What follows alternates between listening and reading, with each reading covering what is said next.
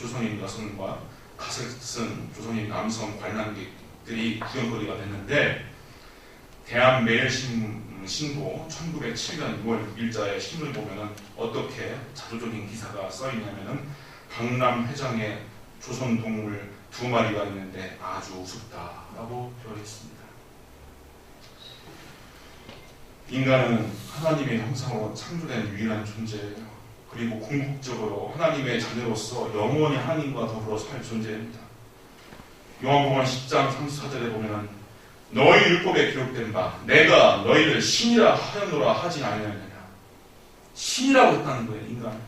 왜? 하나님의 자녀니까, 하나님과 더불어 살 수 있으니까, 그리스도의 신부가 될 수 있으니까 인간의 존재가 여기까지 가능한 거예요. 로마서 8장 14절에 사도 바울도 무릇 하나님의 영으로 인도함을 받는 사람은 곧 하나님의 아들이라 했어요. 하나님을 상대하는 것처럼 우리는 모든 생명과 사람에 대해 경외심을 가지고 존중하는 마음으로 섬겨야 됩니다. 그것이 그리스도교가 나타내는 사랑의 진리예요. 하나님은 생명이고 그 생명은 사랑을 기초로 해서 가능한 겁니다. 그 사랑은 길러주는 사랑, 보호하는 사랑, 섬기는 사랑, 희생하는 사랑입니다. 우리 사랑하는 모든 상승교회 성도님들이 이러한 그리스도의 사랑을 본받아서 이 땅에 하나님의 살아계심을 증거하고 많은 사람들의 생명을 살피고 또 살릴 수 있기를 주님의 이름으로 부탁드립니다. 네, 기도하겠습니다. 아버지 하나님 감사합니다. 귀한 말씀을 통하여서 우리 한 사람 한 사람들이 하나님 앞에서 얼마나 중요하고 또 얼마나 소중한 존재인지 다시 깨달았습니다.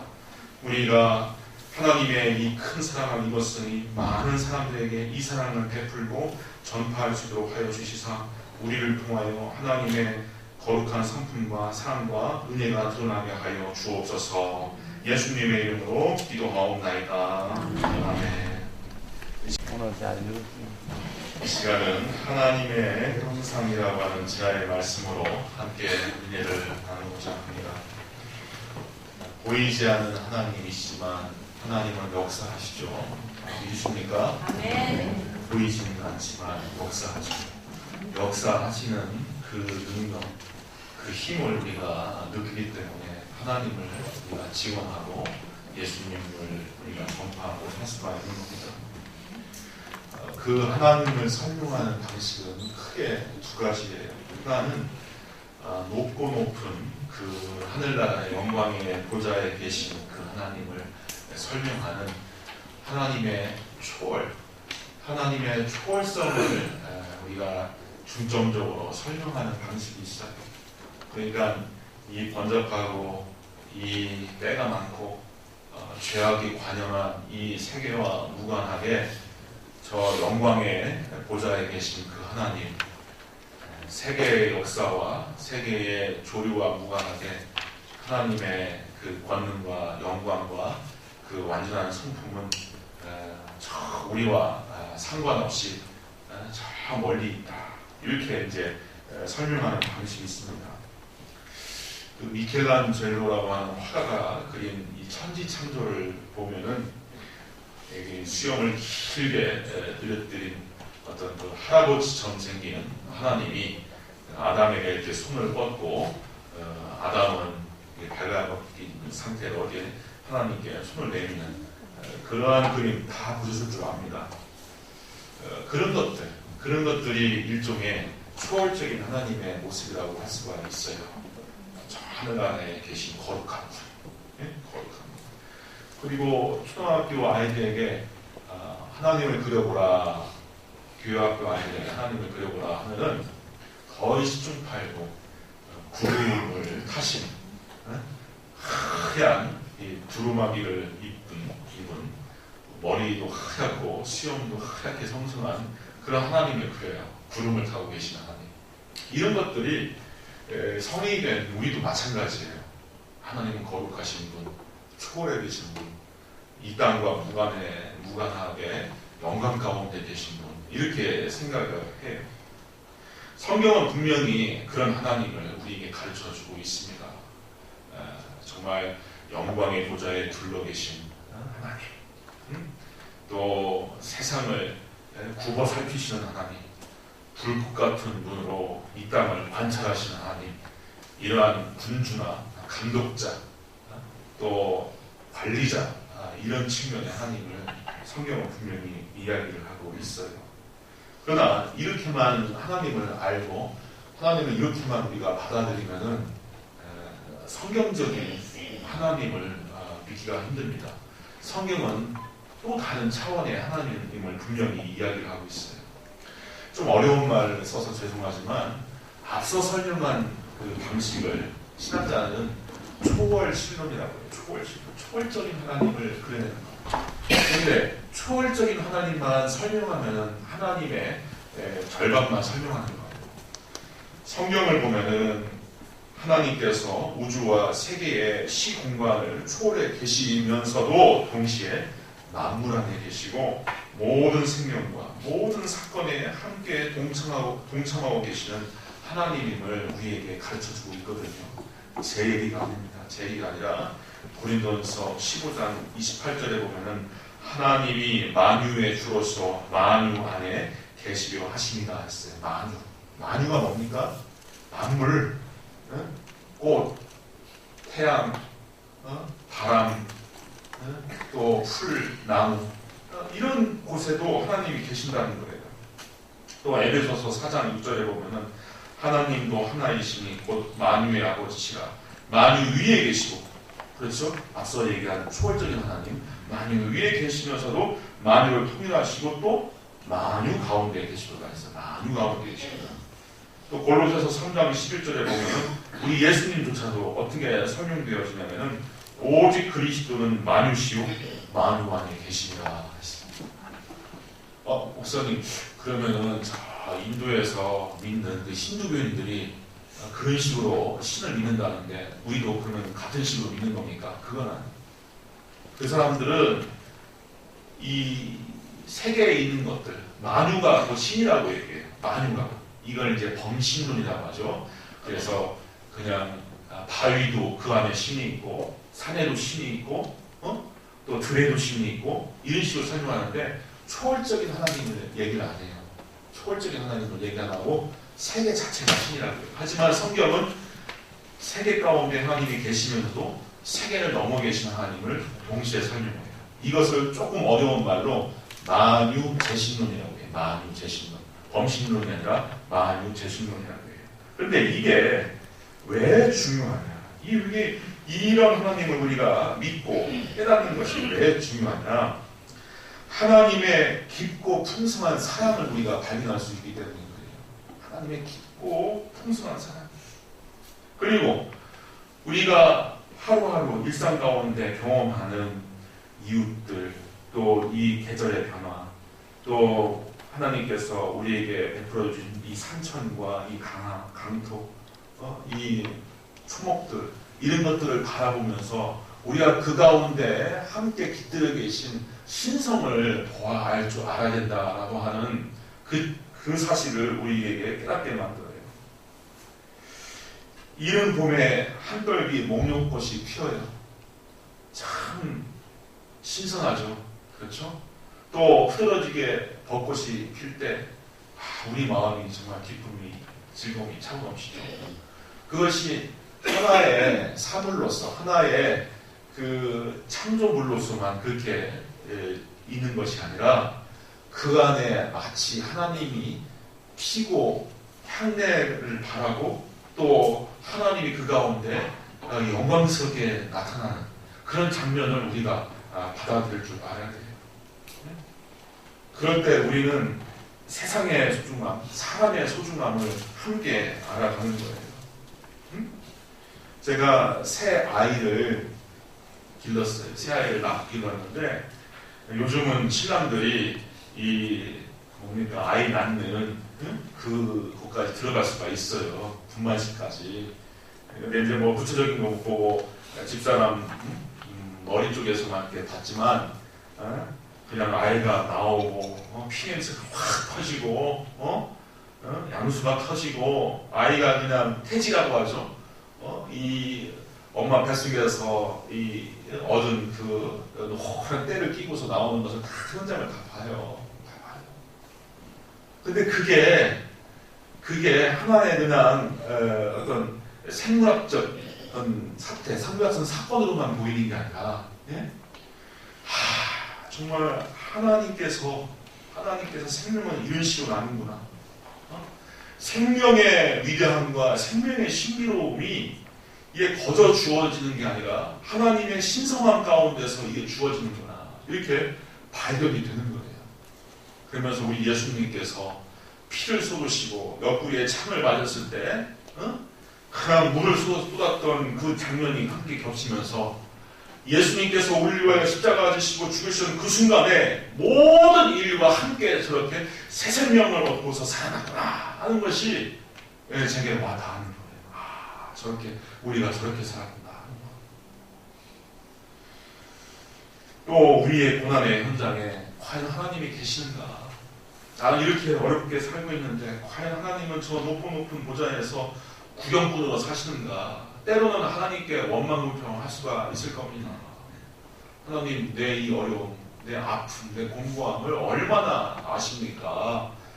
당신은 신이기 때문에 아픔도 모르고 또 우리가 이렇게 절망하고 고통하며 가난을 겪고 또 가족 간의 헤어짐도 겪고 또 배신도 겪고 하는 이 진짜 인간의 이 어지러운 삶, 이 고통스러운 삶을 하나님께서 얼마나 아십니까? 이렇게 항변할 수가 있잖아요. 근데 이 만유 제신론으로 설명되는 하나님은 그런 하나님이 아니에요.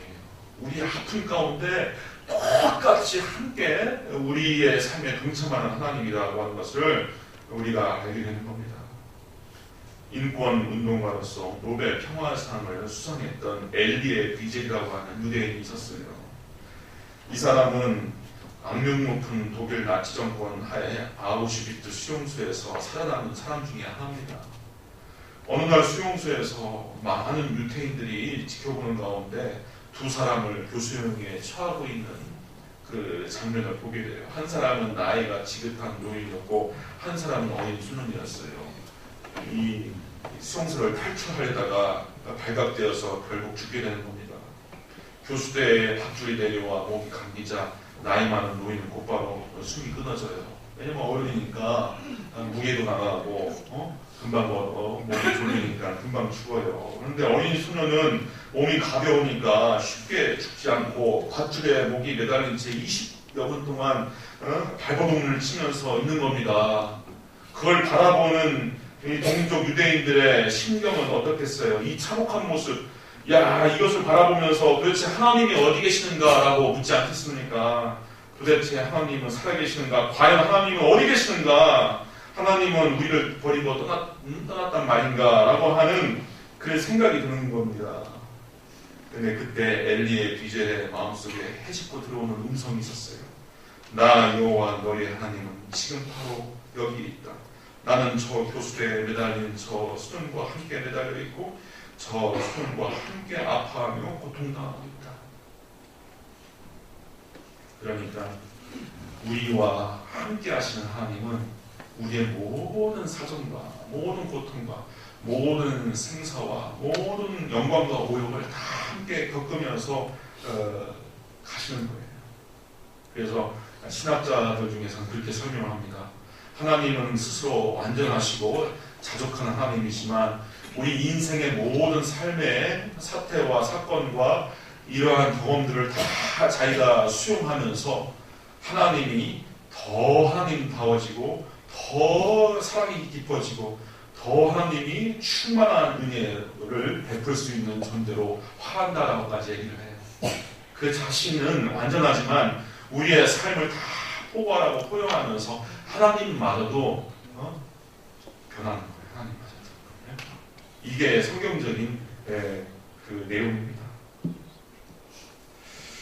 그래서 구약시대 때부터 하나님은 어떤 식으로 우리에게 보여주고 있냐면 인간의 삶에 동참하는 하나님으로 보여주고 있어요. 하나님의 현현, 하나님의 임재를 나타내는 말로 히브리 말로 쉐키나라고 한 말이 있습니다. 쉐키나. 하나님의 독특한 그 현존 방식이에요. 초월적인 하나님이지만 또 역사 가운데 우리 한 사람 한 사람 또 우리 공동체 가운데 함께 깃들어 계시는 하나님을 동시에 가르쳐주고 있는 거예요. 하나님은 성소에 계시는 하나님, 성전에만 계시는 하나님이 아니잖아요. 모든 만물에 편만히 계시는 하나님이지만 예배하는 성소에, 성막에 하나님이 내려오시는 그 특정한 장소, 특정한 시간, 특정한 역사의 시간에 하나님께서 오셔요. 그러면서 인간의 이야기에 귀 기울여 주시고 또 인간의 아픔과 곤고함을 들어주셔서 하나님이 우리와 마주하면서 대화를 나눠주시는 거죠. 이렇게 성소에 나타나신 하나님이 때로는 불기둥과 구름기둥으로 우리를 인도해 주시죠. 그리고 성소와 함께 계시다가 가자 하면은 성막을 다 거두고 이 유대인들이 광야를 유랑하는 사이에 하나님도 그 발걸음을 따라서 함께 유랑에 나서십니다. 그리고 외적에게 공격을 받을 때 이스라엘도 공격을 받지만 하나님도 공격을 받고, 이스라엘의 승전의 노래를 부를 때 그 가운데서 또 하나님이 함께 영광을 받고, 이렇게 하나님이 계시는 거예요. 이렇게 이러한 독특한 하나님의 우리와 함께 하신다라고 하는 이런 방식이 가장 극적으로 나타나는 것이 우리를 찾으러, 우리를 구원하러 이 땅에 오신 그 몸을 입고 오신 성육신의 사건이고요. 또 하나는 십자가에서 자기의 목숨을 내어주신 사건입니다. 그래서 이 성육신의 사건을 보면은요, 예수님이 하나님의 아들이 오실 때 맞아줄 수 있는 궁궐도 없고, 여영집도 없고, 짐승의 우리에 마구간에 말구 위에 누우시지 않습니까? 이 말구 위에 누우셨다라고 하는 건 어떤 뜻이냐면은 가장 빈천한 사람조차도 태어날 때 말구 위에 눕는 법 없어요. 그렇죠? 말구 위에 눕는 법이 없어요. 아무리 빈천한 사람이라 하더라도 어떻게 짐승의 밥그릇에 누일 수가 있습니까? 전혀 그런 일은 없습니다. 하지만 너희를 구원하기 위해서, 너희를 부욕케 하기 위해서, 너희에게 하나님의 존귀를 입히기 위해서 나는 낮아진다. 너희들의 모든 고난과 아픔과 시련과 가난을 다 내가 겪겠노라, 내가 다 가져가겠노라 하는 의미에서 말 위에 누우신 것이고요. 십자가에서 죽으실 때 마가복음에 의하면은 신포도주를 예수께 마시게 합니다. 신포도주, 해용 스펀지에다가 신포도주를 찍어서 산끝에 찔러서 이렇게 내어줘요. 그러면은 죄수가 몸이 끊어지기 전에 마지막으로 받는 하나의 배려이자 하나의 그냥 하나의 선행이에요. 그냥 죽는 죄수가, 사형수가 마지막에 누리는 하나의 배려예요. 그런데 예수님은 그것조차도 마시질 않아요. 마시지 않아요. 그 이전에 이 참 극렬한 고통 가운데서 죽어가는 사람들 가운데서도요, 그 한 모금의 신포도주를 못 먹고 죽은 사람이 분명히 있을 겁니다. 그 신포도주 한 모금을 못 먹고 죽은 사람을 위해서 그 사람과 연대하고 그 사람과 삶을 나누고 고통을 나누는 의미에서 예수님은 그 신포도주도 마시지를 않은 거예요. 이렇게 하나님은 예수님을 통하여서 우리와 함께 하시고 우리의 고난에 동참하고 계신다라고 하는 것을 계시하셨던 겁니다. 몇 해 전에 제가 한 5분짜리 독립영화를 봤어요. 독립영화가 여기저기서 많이 이렇게 시작되잖아요. 저예산 영화라고 하기도 하고. 근데 이 영화가 좀 독특해요. 그냥 시골집, 정말 시골집 한 구석에서 그냥 쫙게 늙은 그냥 할머니, 쪼그란 할머니가 뭐 사투를 써가면서 전화를 받는 그런 장면이에요. 올 거 없다. 니들 바쁘면 뭐 내려오지 마라 하면서 뭐 이렇게. 그러니까 내용이 이제 설날을 맞이해서 자제들이 다 와야 되는데 어머니 죄송해요, 이번에 그냥 해외여행 가기로 했어요. 이번에 뭐 계약해야 될 건이 있어 못 내려가요. 이번 우리 막내가 고3이잖아요. 그래서 못 내려가요. 뭐 별의별 얘기를 막 하면서 그러면 엄마가 그래요. 올 거 없다. 그만 차라. 뭐 이렇게 얘기를 하는데 이렇게 앵글이 쫙 비치면서 그 어머니의 뒤쪽에 참 상다리가 이 휘어지게 차린 그 잔치 음식이 놓여 있는 거예요.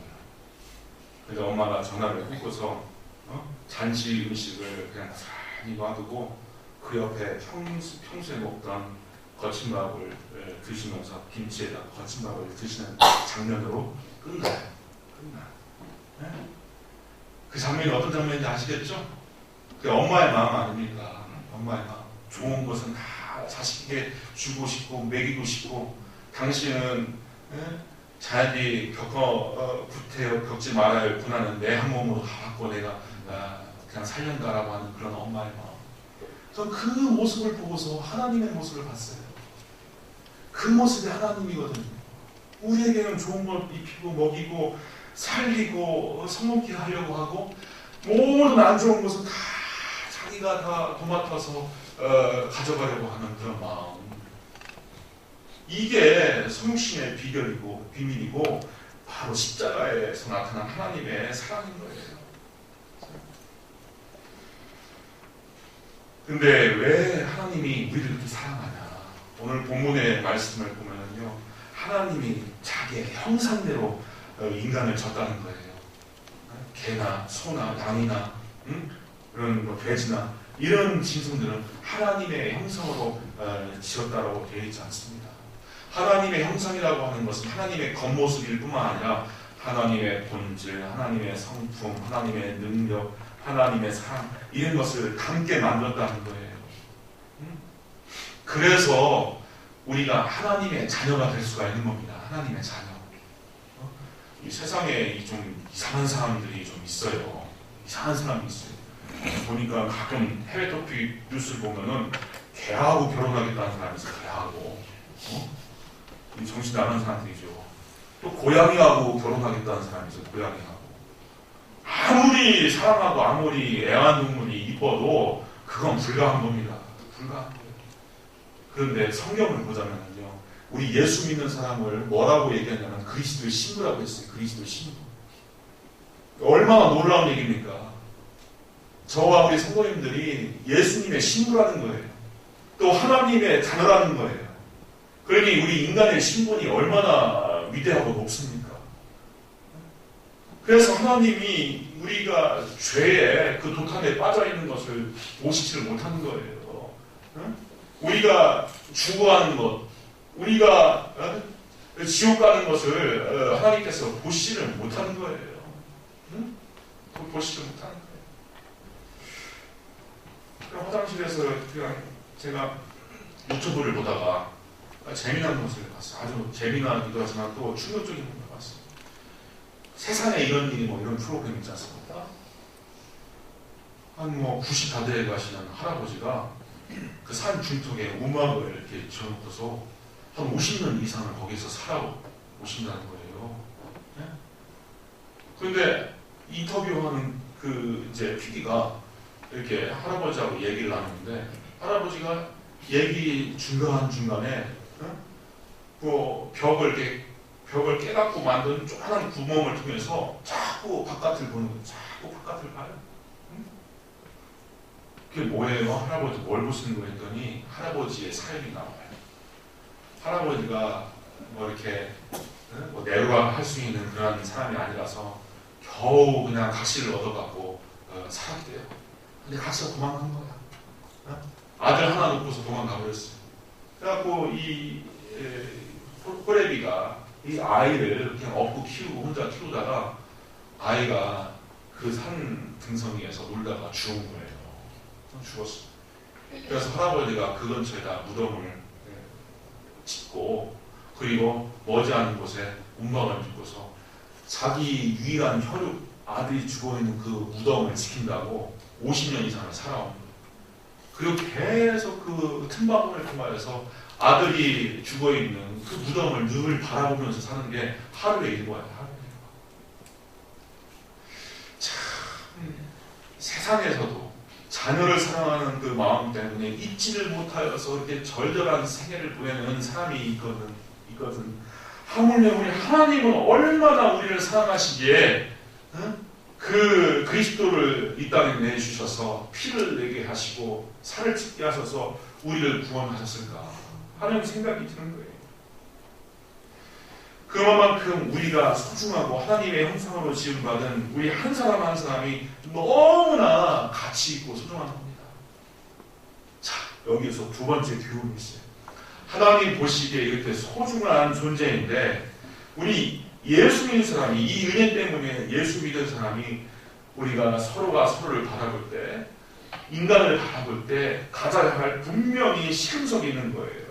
그것은 바로 저들, 내 앞에 있는 저 사람을, 나와 더불어 사는 사람들을 정말 하나님의 형상으로 지음받은 존귀한 존재로 우리가 여겨야 됩니다.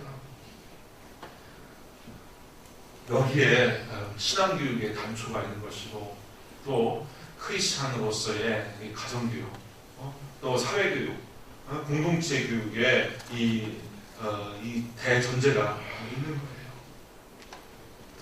야고보 사도가 우리에게 바른 언어 생활에 대하여 교훈하는 대목이 있어요. 야고보 3장 8절에 보면은 우리 믿는 사람들 혀를 잘 써야 된다, 말을 잘해야 된다 라고 하면서 이 말을 잘해야 되고 혀를 잘 써야 된다라고 하는 이 교훈을 어떤 방식으로 우리에게 제기를 하냐면은 예컨대 혀는 능히 길들일 사람이 없나니 쉬지 아니하는 아기로 죽이는 독이 가득한 것이라.